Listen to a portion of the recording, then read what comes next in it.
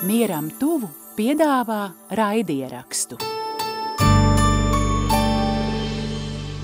Vai ticēt ir normāli?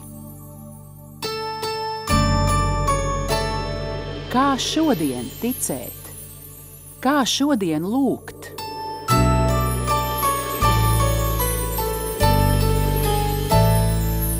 Mierīgas sarunas nemierīgajiem.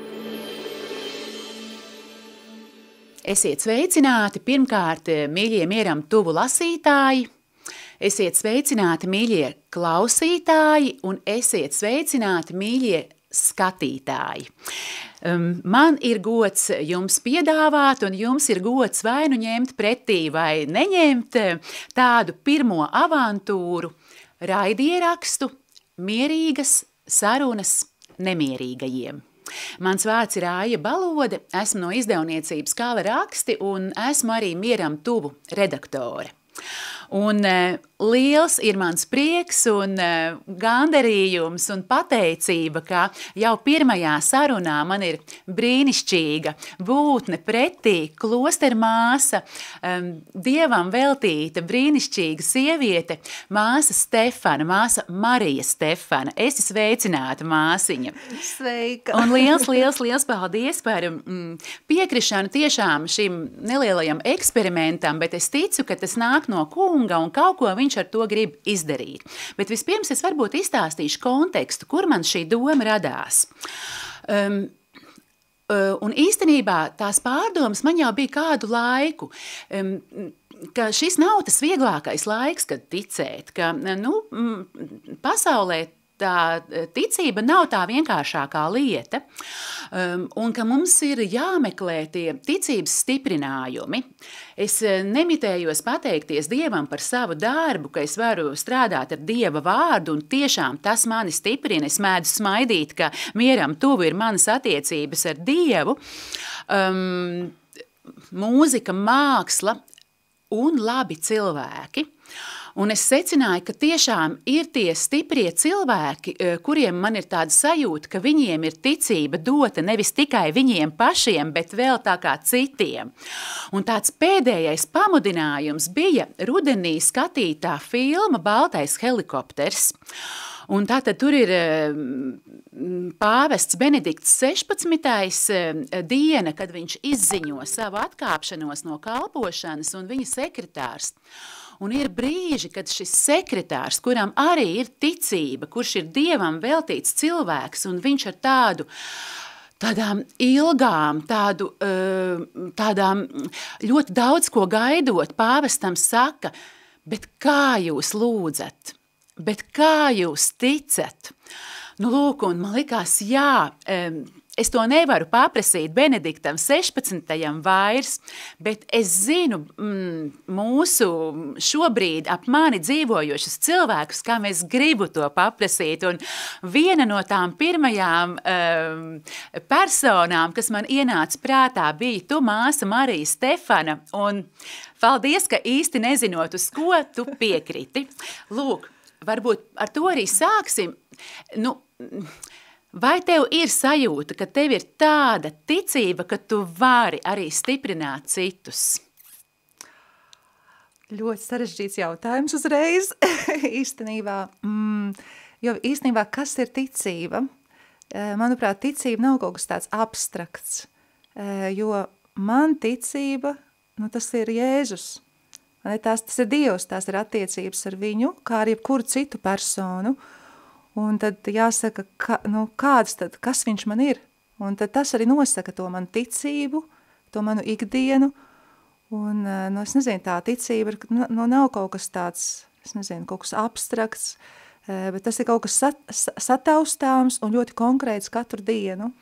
Man nav ne mazāko iemeslu nepiekrist, jo tu būtībā, tas tavs jā šai ticībai, tas atspoguļojas jau tajā, ar kādu tērpu tu staigā vienmēr, proti, tu jau parādies kā zīme savai ticībai. Jā, un es īstenībā esmu ļoti pateicīga Dievam, ka viņš mani, kā lai saka, paaicināja tieši uz šo klosteri, Tas stāsts man arī ļoti interesants, es pat nezināju, ka ir citi, bet arvien vairāk es atklāju, ka Dievam nav nejaušība, ne? Kad es tikai atklāju, cik tā vieta ir mana. Bet es tā smējos, saku, paldies Dievs, ka man ir tāds habits un kad man nekas nav jāsaka. Jo es neesmu tāds runātājs, pārliecinātājs, un man cireiz man tiešām pietiek tikai iet pa ielu, un cilvēki sāk vai uzdod jautājumu, vai viņi aizdomājās par Dievu, un man liekas, tas ir tas bonus man. Es tev par to tieši arī gribēju prasīt, bet mazliet vēlāk, bet jauki, ka tu to ierunājies pati, jo, zini, man gandrīz es esmu pārliecināta, ka ir cilvēki, kas kaut kur transportā vai uz ielas vai kaut kur tevi ierauga un pēc tam kādam citam saka, tu zini, es no rīta šodien iedomājos par Dievu un kaut ko viņam tur pajautāju. Tu neticēsi, un šodien es eju pa ielu, un man nāk pretī klostera māsa visā apģērbā. Nu, tādā ziņā, ka varbūt tiešām tev nekas nav jāsaka, ka tu vienkārši kaut kur parādies, un tā ir atbilde. Ir, un viņi nevienmēr nāk man klāt, bet, piemēram, es sēžu transportā. Nu, tas tā vēl atkāpē, es nezinu. Nē, tā vispār nav atkāpe, brīnišķīgi. Piemēram, es sēžu autobusā, un tur, piemēram, aiz manis sāk sarunāties jaunieši par Dievu, ne par mani. Bet viņiem, piemēram, tēma ir, vai ne? Bet tu viņus pamudini uz to. Jā, un es domāju, kas noteikti ir tāpēc, kad es tur vienkārši pagadījos. Protams. Bet mīļā māsa Marija Stefana, varbūt tiešām tu jau pati teici, es tieši šajā klosterī trāpījos vai tiku paaicināt, bet tomēr, kā tas ir šodien saņemt tādu aicinājumu visu savu dzīvi atdot Dievam un iet klosterī? Kā varbūt, ja drīkst tev jautāt, kā tas notika tev? Zini kā, es tāds spontāns cilvēks, un Dievs izmanto, manuprāt, vispār, ja es tā klausos arī citu aicinājumu stāstus, viņš izmanto tās spējas, tās raksturīpašības, vai, kas katram ir. Un es biju tāda ļoti spontāna, tāda varbūt viegliprātīga arī. Un es īstenībā klosterī iestājos tā daudz nedomājot patiesībā.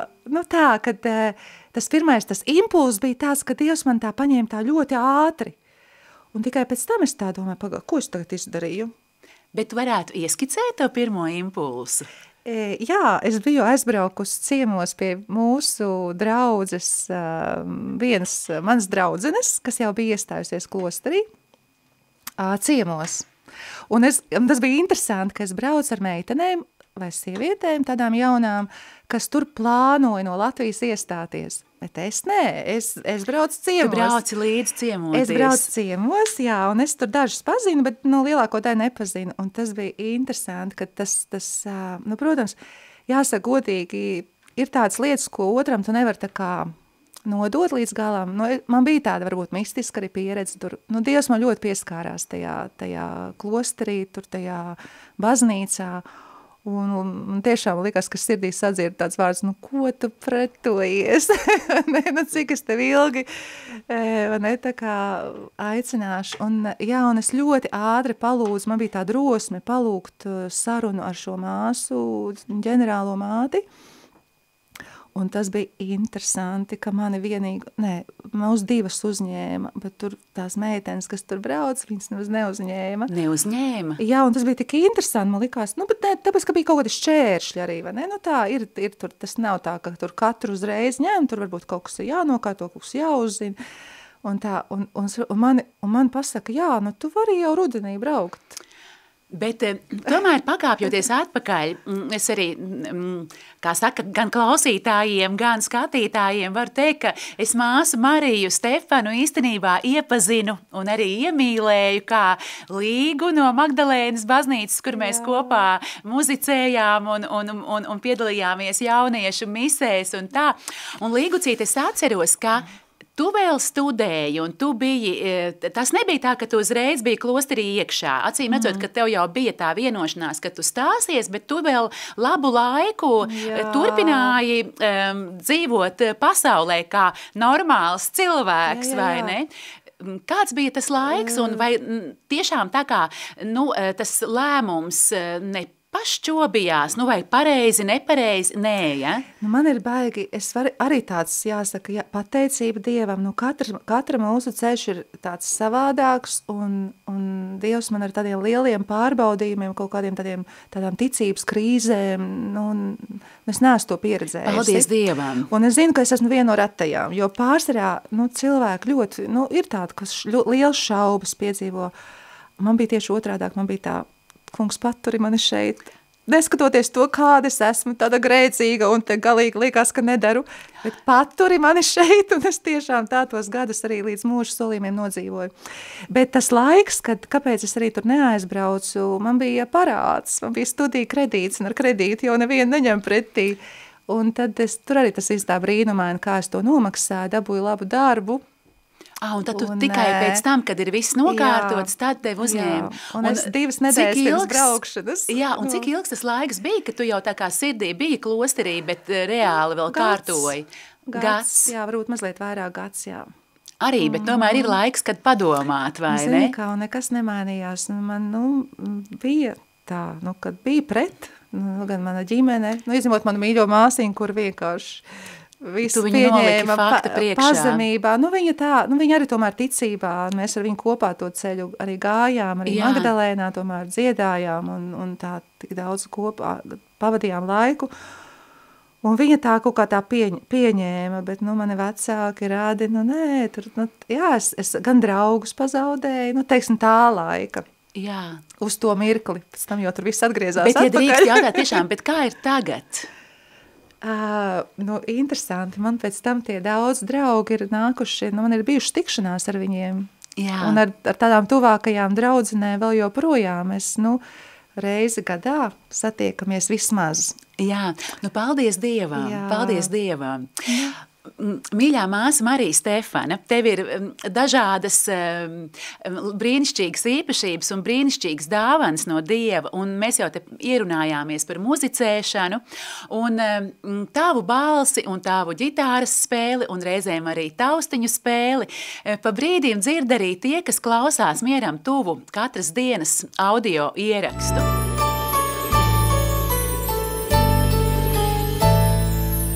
Mierīgas sarunas nemierīgajiem.